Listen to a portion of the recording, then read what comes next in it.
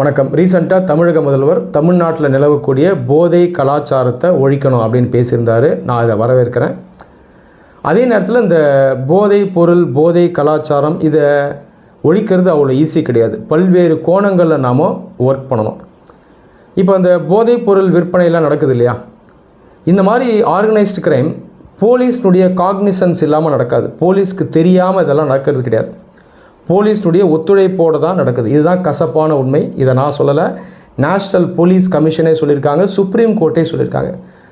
அப்போ இந்த போலீஸ்குள்ளே இருக்கக்கூடிய ஒரு சில அதிகாரிகள் நபர்கள் என்ன பண்ணுறாங்கன்னா இதில் இன்வால்வ் ஆகியிருக்காங்க, அல்லது தெரிந்தும் இதை கண்டுக்காமல் இருக்காங்க.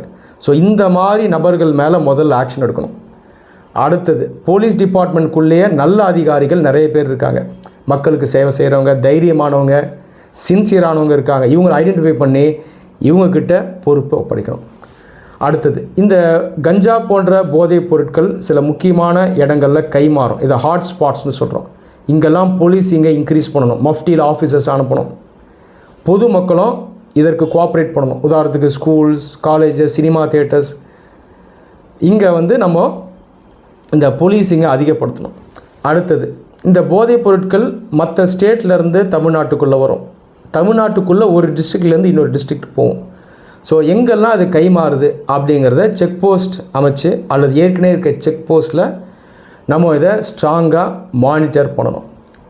அடுத்து, ஏற்கனவே இந்த போதை பழக்கத்தினால அடிமையான யங்ஸ்டர்ஸை ரீஹேபிலிட் பண்ணி கொண்டு வரணும். டி அடிக்ஷன் சென்டர் மூலமாக அவங்கள திரும்ப நம்ம மீட் எடுக்கணும். ஃப்யூச்சரில் யங்ஸ்டர்ஸ் இந்த ட்ரக் அடிக்ஷனில் மாட்டாமல் இருக்கிறதுக்கு அவங்களுக்கு நம்ம அவேர்னஸ் கொண்டு போய் சேர்க்கணும். இதை ஃபேமிலியிலேருந்து, ஸ்கூல்லேருந்து நம்ம ஆரம்பித்து கொண்டு போகணும்.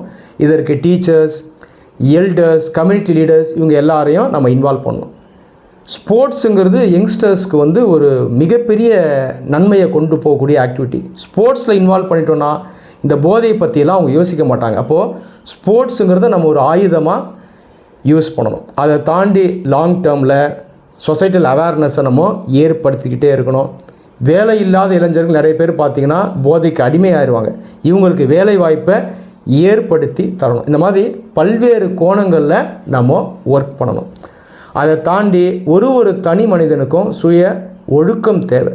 இப்போ இந்த செல்ஃப் கண்ட்ரோல் மூலமாக தான் நம்ம சமூகத்தில் இருக்க பல பிரச்சனைகளை நம்மளால் தீர்க்க முடியும். இந்த ஒரு அப்ரோச் மூலமாக தான் இந்த போதை கலாச்சாரத்தை நம்மளால் முற்றிலும் ஒழிக்க முடியும். நன்றி. ஜெய் ஹிந்த்.